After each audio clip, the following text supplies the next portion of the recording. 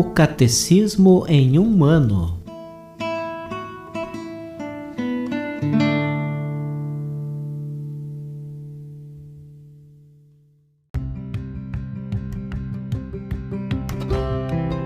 Olá, eu sou o Gabriel, seminarista da Diocese de Ponta Grossa, no Paraná. Você está ouvindo o podcast O Catecismo em um Ano. Vamos ler todo o Catecismo da Igreja Católica ao longo de 365 episódios. Estamos utilizando a tradução em português apresentada pela CNBB em 2013, baseada na edição típica em latim. Baixe o plano de leitura por meio de um link que você encontra na página do Instagram, @ocatecismo em um ano, ou na descrição deste podcast.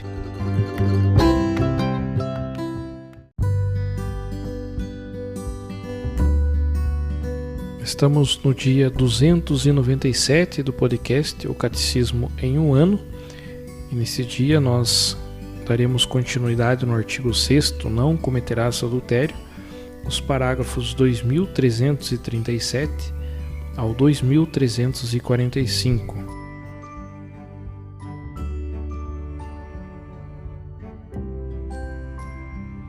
A vocação à castidade.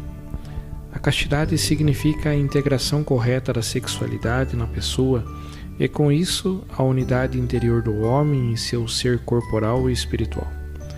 A sexualidade na qual se exprime a pertença do homem ao mundo material e biológico torna-se pessoal e verdadeiramente humana quando é integrada na relação de pessoa a pessoa, na doação mútua, total e temporalmente ilimitada do homem e da mulher.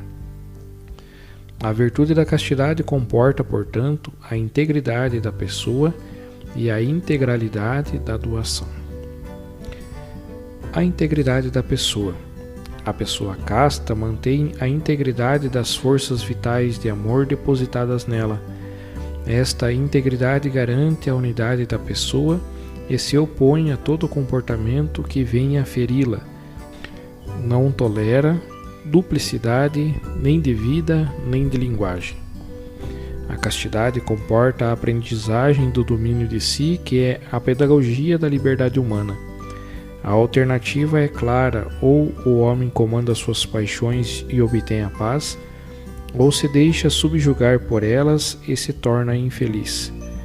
A dignidade do homem exige que ele possa agir de acordo com uma opção consciente e livre, isto é, movido e levado pela convicção pessoal e não pela força de um impulso interno, cego ou por mera coação externa.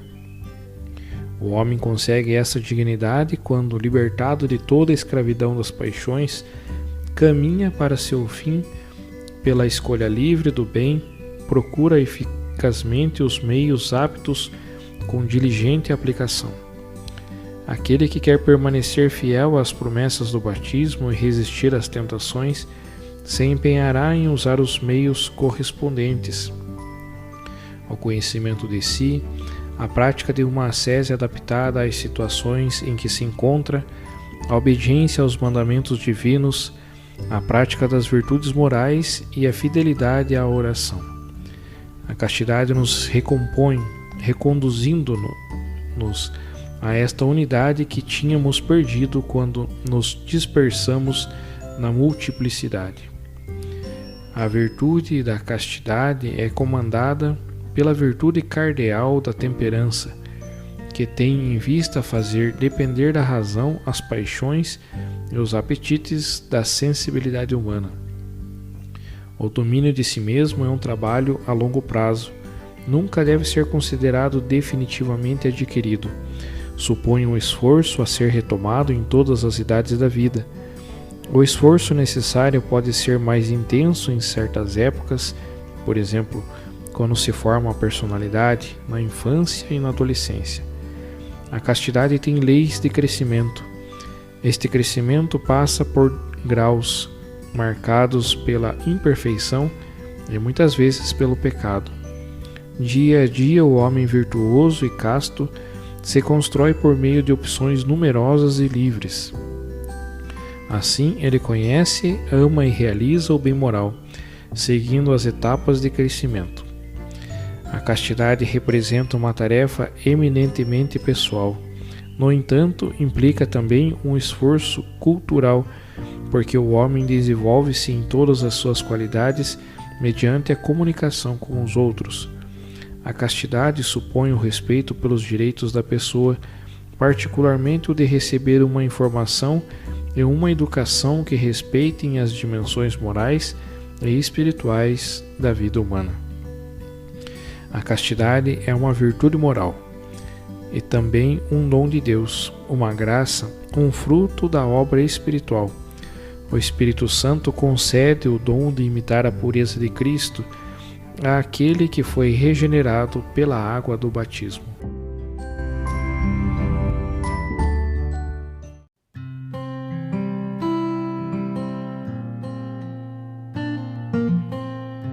E como um complemento de leitura, hoje continuaremos a catequese do Papa Francisco, realizada no dia 31 de outubro de 2018, sobre o sexto mandamento.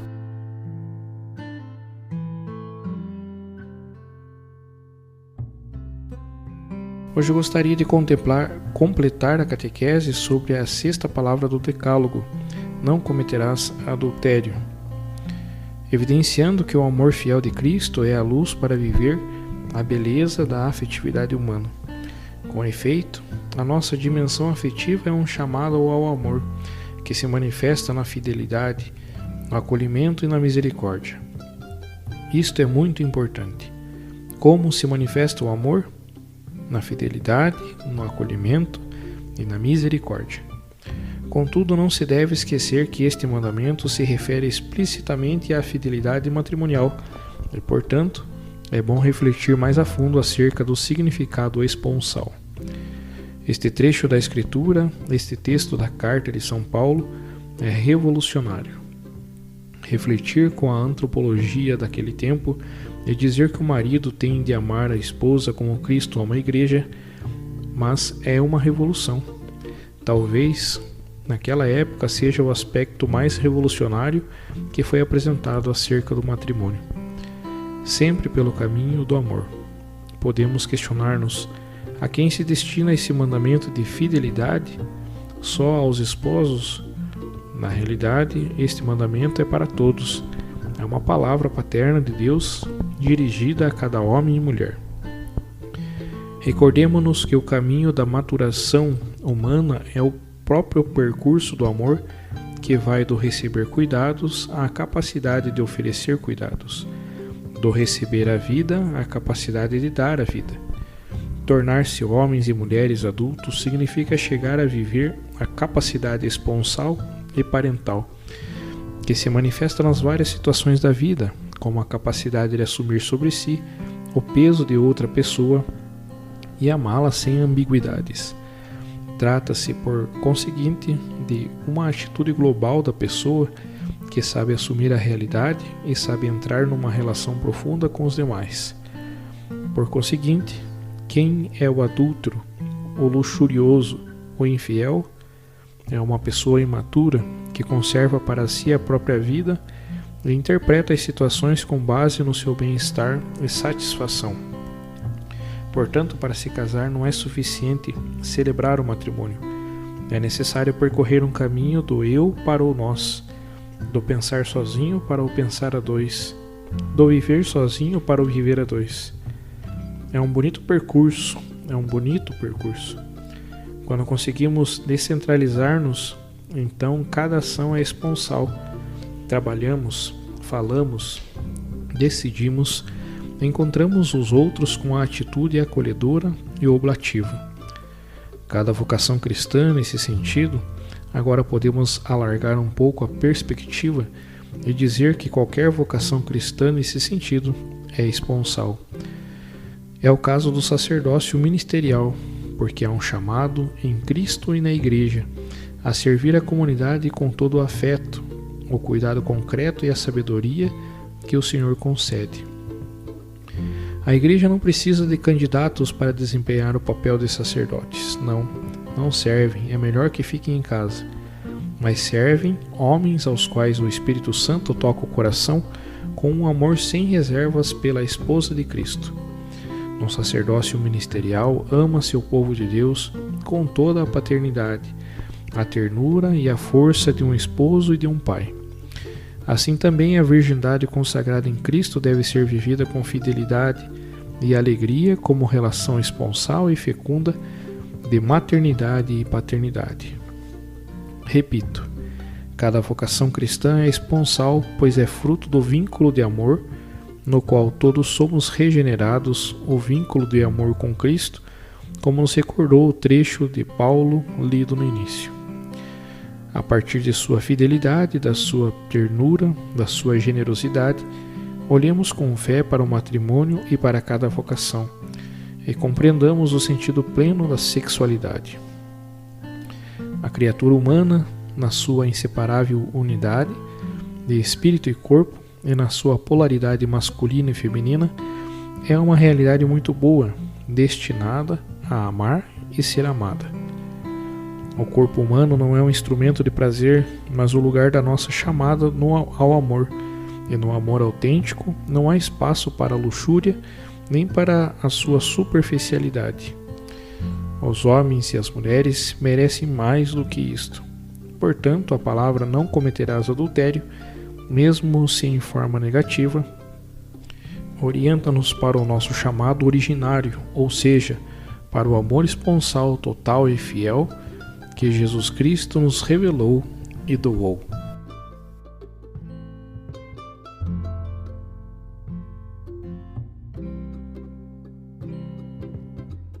Os textos dos discursos papais encontram-se na íntegra no site da Santa Sé, vatican.va.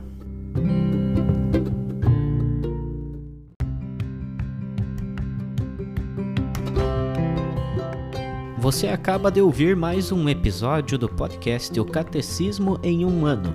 Continue nesse bom propósito de aprofundar o conhecimento e a vivência da fé católica e procure participar da sua comunidade. Rezemos por todos que estão fazendo esse caminho de leitura do Catecismo. Até amanhã!